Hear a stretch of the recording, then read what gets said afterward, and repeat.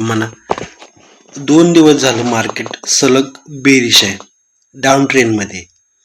आता डाऊन ट्रेंडमध्ये जात असताना मार्केट आपण जर बघितलं तर मार्केट एक त्याने डाऊन ट्रेंड पकडलेला आहे.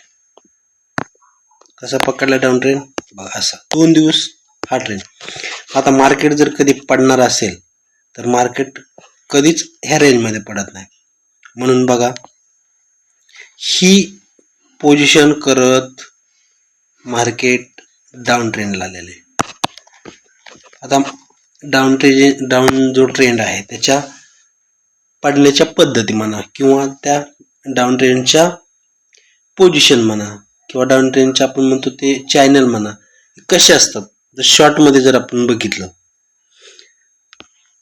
रेजिस्टन्स जवळ मार्केट गेल्यानंतर त्याने आपल्याला कळणार पण नाही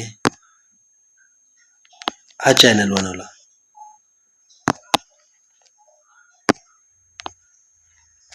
हा बेरिश चॅनल आहे.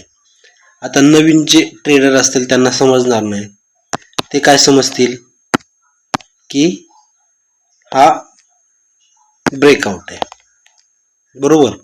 या ब्रेकआउटमुळे काय होणार, आता हे चॅनल काय करते तर बायरला इन्व्हाइट करते, बायरला इन्व्हाइट करते. आता बायरला इन्व्हाइट करायचं म्हणजे काय तर हा बेरिश चॅनल. खाली आल्यानंतर परत एक पुल बॅक घेऊन खाली येऊन परत हा बेरिश चॅनल. इथपर्यंत ते मार्केट खाली आलेलं दिसतंय. त्याच्यानंतर येऊन त्याने थोडं कन्सोलिडेट करून इथं मार्केट क्लोज झालं. नेक्स्ट डेला जर बघितलं तरी मार्केट रेजिस्टन्स घेऊन डायरेक्ट सपोर्टवर आलं. हा मूव न पकडता येणार आहे, परंतु रेजिस्टन्स आल्यानंतर त्याने सपोर्टवर आल्यानंतर त्याने परत एक EM पोझिशन जी असते ही चॅनल बेरिश तोडून ते परत डाऊन ट्रेंड कन्सोलिडेट केलं, झोन तोडला, खाली पुल बॅक घेऊन परत इथं पुढची पोझिशन करण्याच्या तयारीत होतं.